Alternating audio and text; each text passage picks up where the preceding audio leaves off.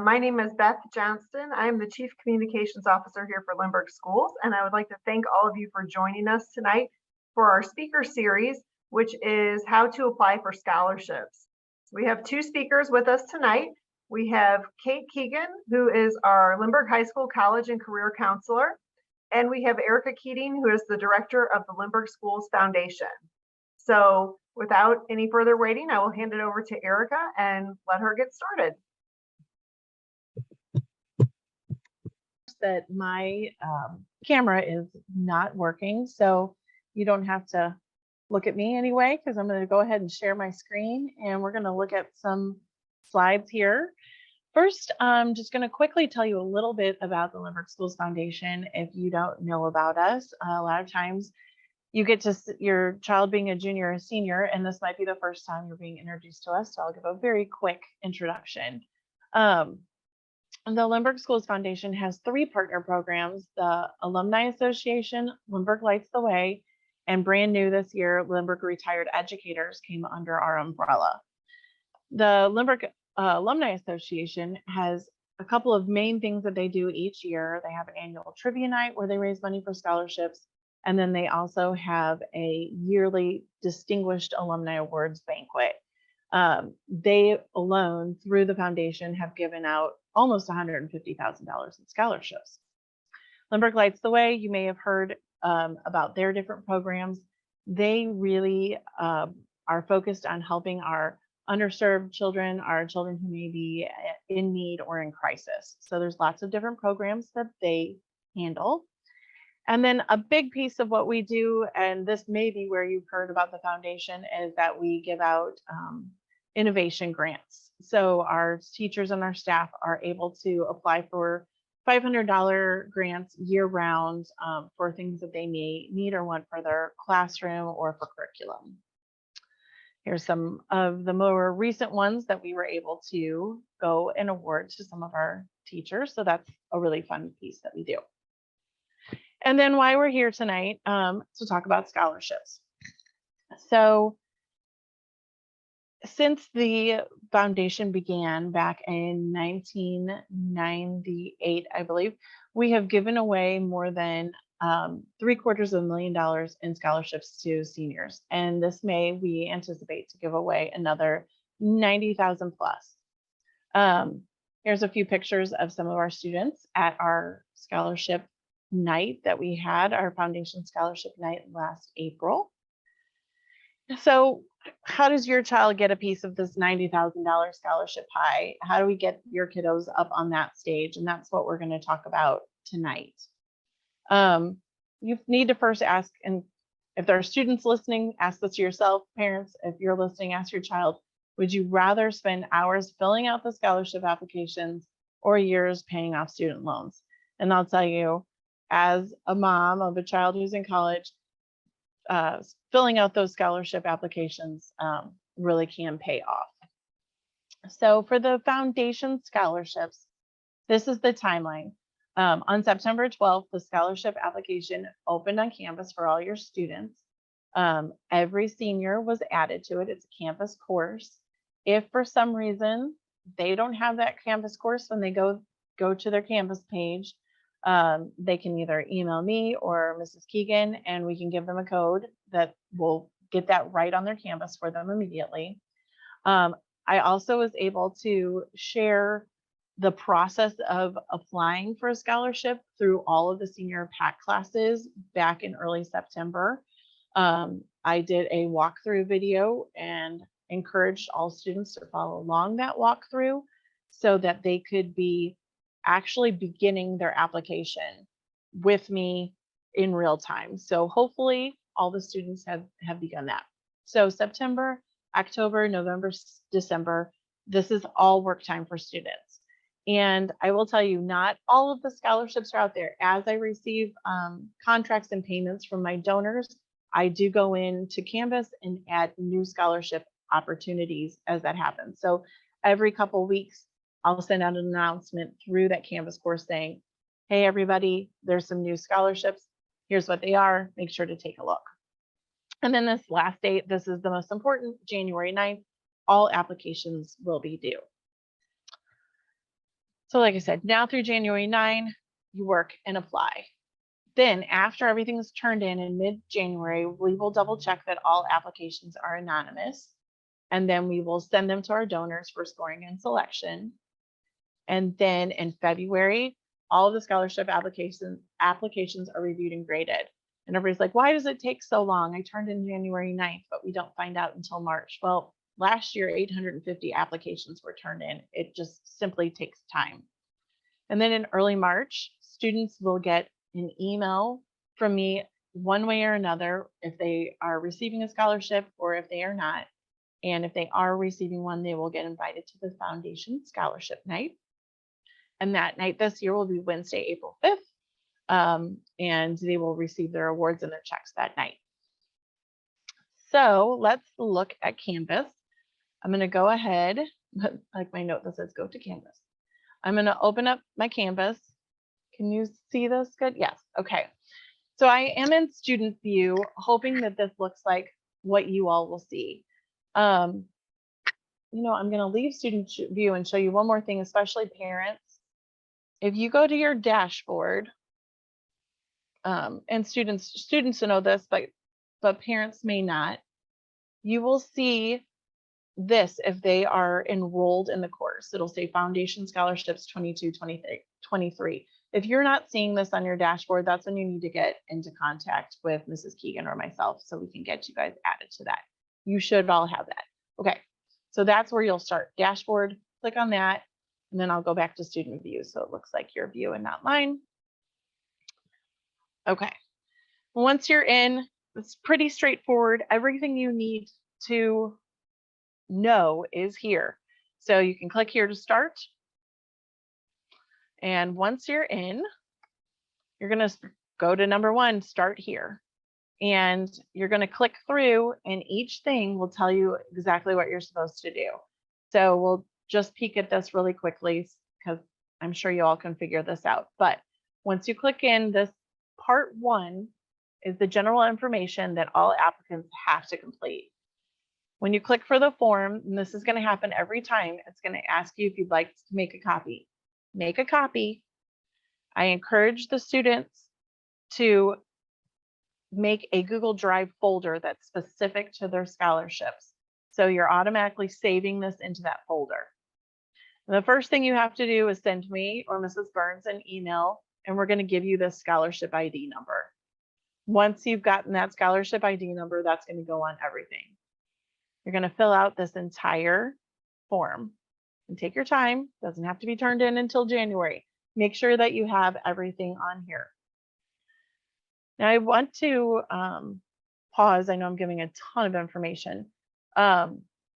These pieces right here, there's a sheet for leadership, one for service, extracurricular activities, sports, and work experience, and then special awards.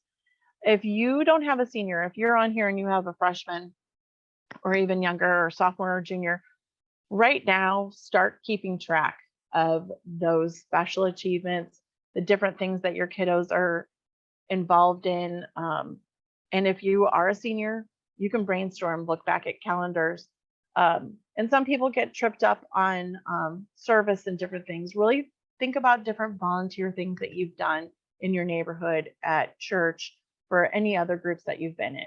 And if you get stuck on something, please feel free to reach out. Okay, so that's the main application form. And we'll go back to the module so you can see. After you've done that, you can look at the scholarship eligibility criteria page. And again, you're going to make yourself a copy. And these 2 pieces that I'm showing you are kind of the most important pieces to get started. This will show you, and you can read all of this later, all of the different eligibility. So I always tell the kids, you've made a copy. This is your document right now. You can quickly start to look through this and say, okay, this person, to apply for this scholarship, has to be involved in musical theater, drama, or singing. You're going to know right away whether or not you qualify for this. And if you don't, go ahead and just delete it out and move on to the next one. Do you play football? Nope. Keep doing this until you get only the scholarships that you qualify for on your page. Then you're going to know what pieces you need. Once you have that individualized for yourself, then you can get back to working on your scholarships.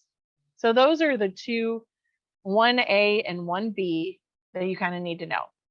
This video will be saved here, and then there's also a video of me like really step-by-step going through the scholarship process under this link. Once you've done all that, then you're going to, based off of that scholarship eligibility sheet you just made yourself, you're going to be able to start picking which scholarships you want to apply for. So say you are in musical theater and you want to do the Lisa Amen one. You'll click into here. I'm only going to show you one of these because they're all similar. Again, you're going to access her form, make a copy. And once you're in here, each one will look like this. You'll keep putting that same ID number up here at the top. It'll show you the criteria. This one says you need letters of recommendation and where to send them to. And then it has a required essay question. And you're going to go ahead and just type your answer right here. And you can go ahead and just type it here, and you will save your Google Doc and you will upload it as an assignment. And students know how to do this. This is the way that they turn in all of their homework and their work that they currently do. So let's see, you'll go through, you'll work on all of those, get as many uploaded as you will qualify for. There, you can see there are lots and lots of options. And then at the end, it'll tell you what to check and what to double check. So I do have a little bit more, but do we want to pause and see if there's any questions there? Because I've shared a ton of information. Let me see. We don't have any questions right now. Okay. But if anyone has questions, you can type it in the Q&A and then we will answer those as we go. Great. I know it's a ton. Okay, well then here, I'll give you just my last couple slides and then we will turn it over to Mrs. Keegan. Oh, I do see one question, Erica. Yeah. The question is, where do you find your scholarship ID number? And there's instructions on that first one. You will either email myself or Mrs. Burns, and our emails are on that Part 1 application, and we will email you back right away. If it's a night or a weekend, it might be the following Monday or the following day that you'll get it from us, but we reply pretty quickly with that scholarship ID number. It's just a random number that is assigned. Let me see other questions. You do have to, if the question says, do juniors have access to this in Canvas, or do you have to be a senior? You do have to be a senior. Every year, the scholarship opportunities change. So this year's selections and different things that are available may not be available next year. So that's why you won't have access until you're senior.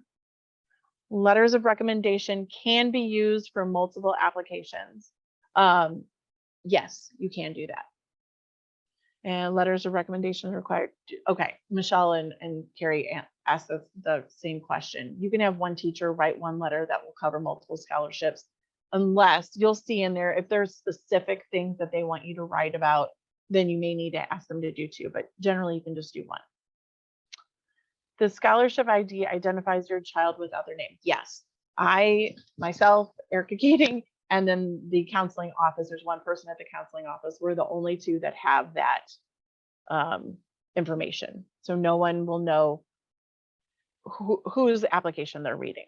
And we try to really stress that with the students. Does the foundation attempt to spread the love? We absolutely do attempt to spread the love. And with my donors, as numbers are coming in of our winners, I share those numbers and say, these kiddos have already gotten them. That doesn't mean you can't give that student your scholarship, but just keep that in mind, especially if they're stuck between a couple of applicants. That sometimes helps. This last year, we gave out $96,000, $96,500, and there were 50 students who received them, 50 different students. Rachel asked if there's a limit. There is not a limit to how many you can apply for. I've had some students apply for one. Last year, I think I had one apply for 36 of them. Okay. Good question. Yay, I love it. Okay. So I'm sharing again, I believe. Okay. How do you pick? Um, First of all, of course, make sure that you are eligible for them, but also get personal. The people who choose you are going to choose you because when they read your essay, they can feel that it's personable. They can feel that you're having fun. They can feel that it makes sense to you. It needs to be part of your interests. And the same thing again here with the essay. Make sure you're writing from the heart. Um, the readers want to know who you are past your grades, past all of the stuff, because they can read all of that, they can see that, but they want to know about you. And this is an interesting where I say, don't repeat the essay prompts. We've always been kind of told to repeat the question and the answer. Not here. If you've only got 300 words to get your point across, don't use 20 of those words to repeat the essay prompt. All right, avoid using quotes again too. Use your own words. If you use a quote, you're using up words that aren't yours. Talk about why you're deserving of the scholarship. And this is another tip, talk about your goals, because a $500 scholarship may not pay for a whole bunch of your schooling. It probably will only pay for a couple of books. But if you want to get it, you're not going to want to write about this scholarship is going to pay for my books or for my computer. Talk about what those books and what that computer will help you become or help you do, or what are your goals beyond that. Hope that makes sense. Extra tips, research, like that first one I showed you, that Lisa Amen Memorial Scholarship. Maybe find out who Lisa Amen was. Maybe find out who created that scholarship. Just do a little digging. It's out there, especially when they're in memory or honor of someone, and figure out a way that you relate to that person. And then your essay is going to really reflect that. Fill out everything.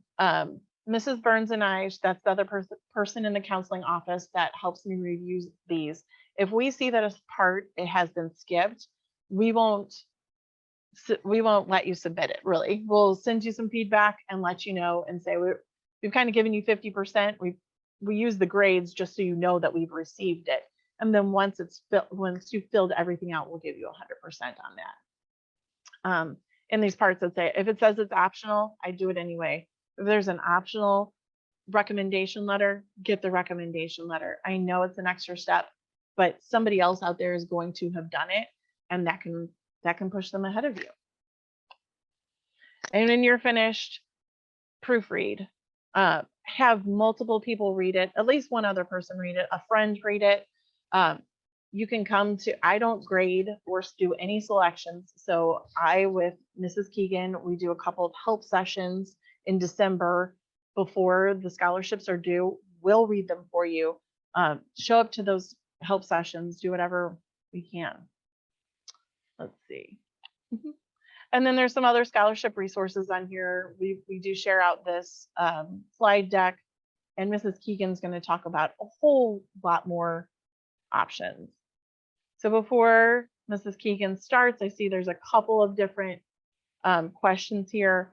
The different fields that we encourage you start tracking now. Any activities, any leadership, any special awards or services, jobs, sports, anything that you're involved in, service, start tracking those things now. Try to make a list if you can. Any other questions? I think I did that in like record speed.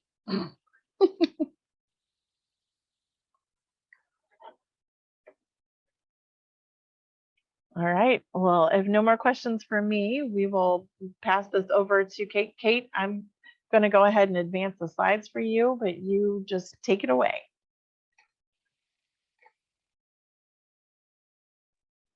Oh, and you're muted, Mrs. Keegan. There we go. Sorry about that. Thank you, Erica. As Erica said, I'm Kate Keegan. I'm the college and career counselor, and I'm going to briefly talk about some other scholarship sources, as well as the FAFSA, which you do to apply for financial aid. You can go to the next one. Thanks. Applying for need-based financial aid. This is the FAFSA, and this is kind of the gatekeeper to all need-based aid. It opened on October 1st. You cannot fill it out before October 1st of your student senior year. This is how you're applying for grants, loans, and work study offered by the federal government, as well as state grant money if you are staying in state. And as well, that information then goes to the colleges that you list on your student's FAFSA, and they determine if you'll be offered any financial aid from their institution. Like I said, it opens October 1st of your student senior year. So if you have a current senior, you can go ahead and start completing that FAFSA. I send out a newsletter bi-monthly, usually with different topics for college and career. And the last 2 months I have talked about the FAFSA with all the links. But of course, if you need any of the links, you can always email me and I'm happy to send that on to you. Some colleges will require more than the FAFSA. Some of the more selective universities will have you complete something called the CSS profile, which is just a deeper dive into your finances to see if you're eligible for more need-based scholarship. Next, please. Scholarships. So there's really 3 different kinds of scholarships. The first one, and where the bulk of scholarship money comes from, are merit scholarships. These are based on your students' grades and or ACT or SAT scores.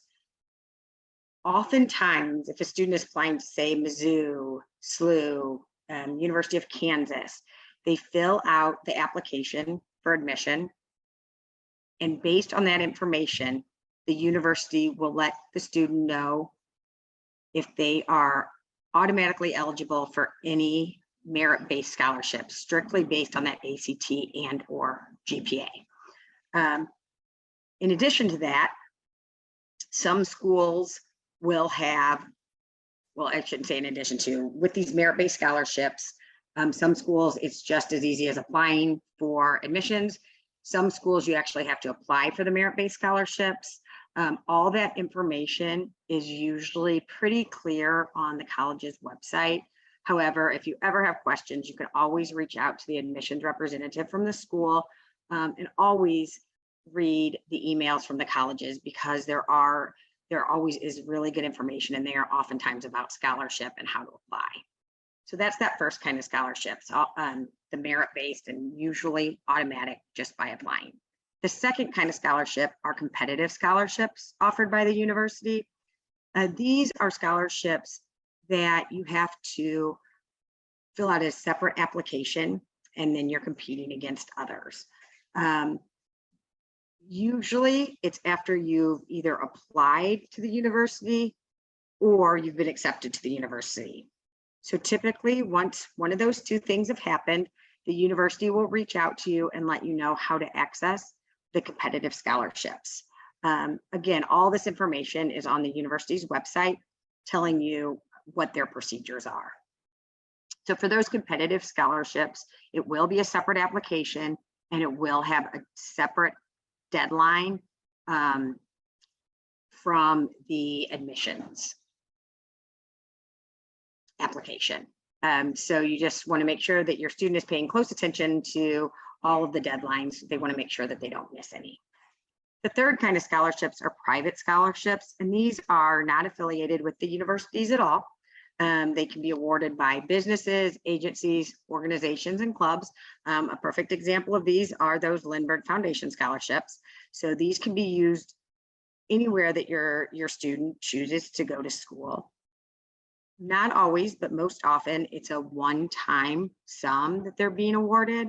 So if they apply for this scholarship and it's $4,000 and they're awarded that $1,000 scholarship, it's not renewable. They get $1,000 that one time. The merit-based and the competitive scholarships are usually renewable for the 4 years that they're at the university. Next slide, please. Where to find scholarships? That's always a huge question. So First place I'll always mention is School Links. That is the college and career online platform that Lindbergh uses. I've linked it here. And in School Links, you can see any scholarships that are being offered nationally, regionally, and locally. So you definitely want to keep an eye on that. Although most scholarships are posted for current seniors, sometimes they will post some that are for 9th, 10th, and or 11th graders. So you do kind of want to keep an eye on those just to see if any come up. Another way to find scholarships is to check with, if you're employed or if your student's employed, to check with their employers to see if they offer any scholarships. You'd be surprised by how many that do. Also local organizations. Some of those are only offered to Lindbergh High School students. So you really want to pay attention to what the local organizations are, like the Kiwanis Club, Rotary, Chamber of Commerce, and they all can offer some scholarships. I've also listed a variety of scholarship databases here. These are all really good ones. This Big Future Scholarship Search, many of those are going to be national, so your student does want to keep that in mind, that these are being offered to kids nationally, so there's a bigger pool for competition. And then this under B is Scholarship Foundation of St. Louis. This is an excellent resource. These scholarships are specifically for St. Louis area students. So I would highly recommend signing up for this and starting an application. And like I said, the scholarships that they are offering are strictly for St. Louis area students. So that's a great one. And I know they've just put out a bunch of scholarships in the last few days. St. Louis Graduates is a great resource to have. They can help meet with you for free, talking about financial aid, helping fill out the FAFSA, and just any kind of questions that you have, because it is it's a complicated experience. So, and that's also another great resource. I've also listed a scholarship website for those of you that are the first generation college students, the first one in their family to attend a four-year university. So that's also an excellent resource. Next slide, please. Tips for scholarships. You should never be asked to pay for anything. You shouldn't have to pay money looking for free money. So that should be a red flag if somebody's asking you to pay a fee in order to help find scholarships. You don't want to do that. You want to protect your identity and be careful when giving out your social security number. And this is kind of interesting because college applications will ask for your social security number, and sometimes it's mandatory. So it's a little sticky, but when you are doing things online with scholarships, I would not give out your social security number. Local scholarships are always your best bet. There are a ton of scholarships out there, and a lot of them are national, like I said before. So there might be a handful of scholarships being offered, but they're being listed all over the country. So you just want to keep in mind what you're applying for. So the more scholarships that you can apply for regionally and locally, you just have a better shot of earning that money. Stay organized. Spreadsheets, folders, passwords, deadlines, make sure you have all that information. So as Erica said earlier, starting a Google folder with all of the foundation scholarships. I would encourage your student to do the same when it comes to other scholarships, because you get a lot of emails in your senior year talking about college applications, jobs, and scholarships. And so you just want to make sure that you stay organized, because there's nothing more frustrating than losing a password and that really adding more time to this process. Next slide. And then I put some useful tools here. Sally Mae has a great resource page about navigating the college process as far as paying for college. There's Washington University has a fantastic video on financial aid and just understanding the verbiage. And then I've attached a list of schools with reduced tuition for Missouri residents, which is extremely helpful. I pass this out to students all the time that are wanting to go someplace outside of Missouri for college, but want to have those in-state prices. So I would definitely check that out as well. And I think that is all the information I have, but I'm happy to take any questions you have about anything that we've discussed or anything that I didn't cover. It looks like we do have one question. Kate, can you see that? Yes, I can. So Okay. for merit scholarships from universities, do you generally have to apply by November 1st? It depends on the school, but I would use that as my rule of thumb. Is I tell students, you know what, be prepared, have your apply to the university by November 1st. Now, the websites usually are pretty clear about that. So they will say if there's a priority deadline, that typically means when you want to apply by that date in order to be eligible for those merit-based automatic scholarships. So November 1 is a popular deadline, but also December 1 and December 15th are. So it's really a good idea to be familiar with the schools where you're applying. Michelle will share this whole slide deck, so you'll be able to click through on all of those different links that Kate and I shared. For sure. Okay. Somebody's asked if they're skeptical about filling all the personal information shared on the FAFSA. Are there cons to not filling it out? There are not. It depends on the school where your student plans on attending.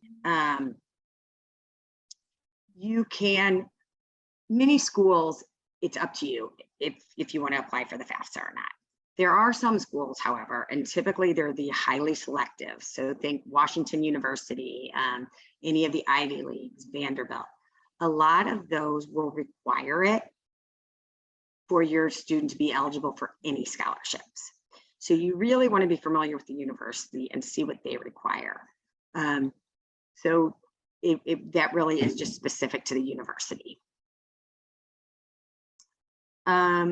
Is there a good resource to answer FAFSA questions other than the FAFSA helpline? You can always ask me. I'm not an accountant, but I do answer a lot of questions about the FAFSA. So you can certainly reach out to me and I'll help you if I can.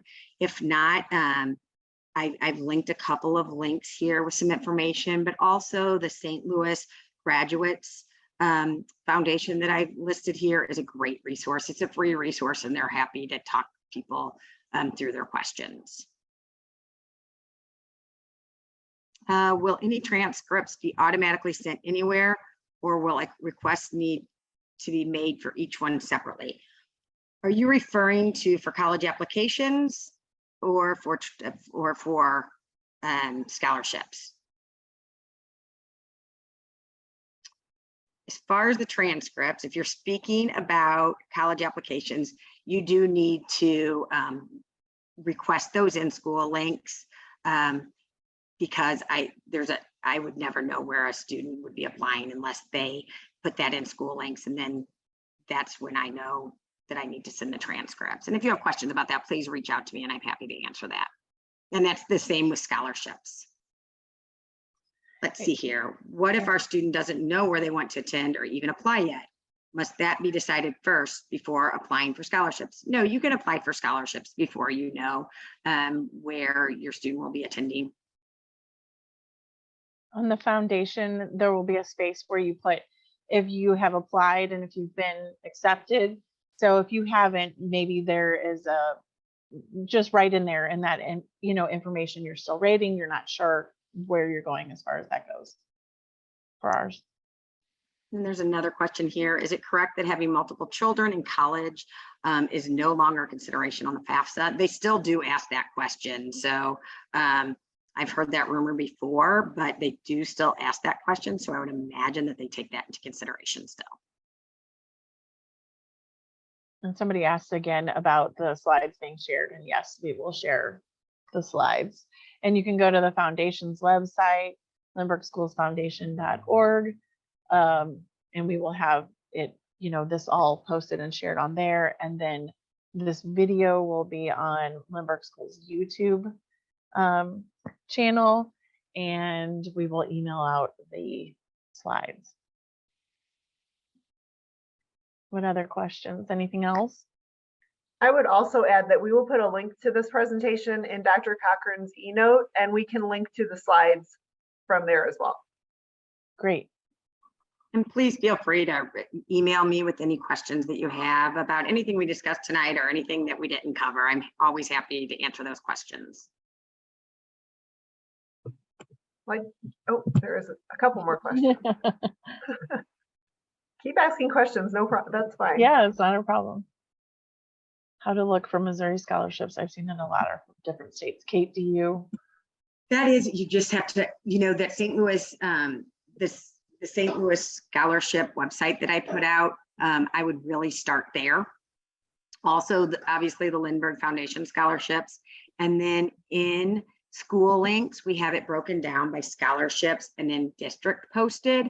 So the district posted, typically that's where the ones that are for more regional or local scholarships. And then also by asking your employer and local businesses.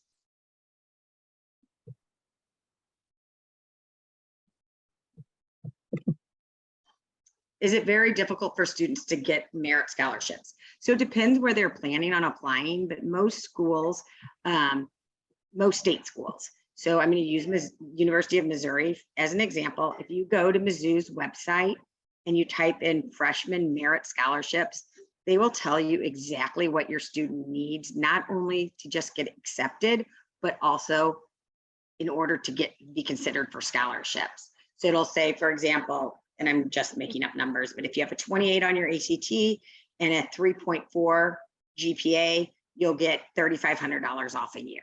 So it depends on the school, but a lot of times that information is on a sliding scale on their website.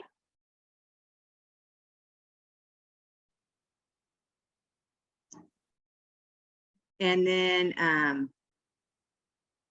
For our early to college program, Mrs. Keegan's over in the high school. I'm actually in central office, so they could email or call me anytime. But Mrs. Keegan, how about? Yes, just have your student reach out to me. I meet with the early college students all the time. And then there's another question about national universities, like top 51. So I'm sorry, I'm not clear on your question.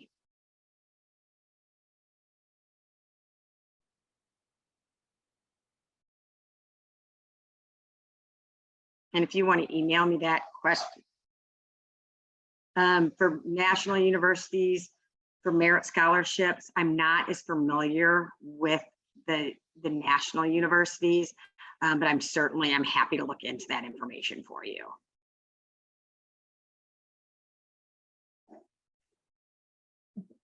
So please, you can email me any questions or schedule a meeting with me, and I'm happy to sit down and talk to you.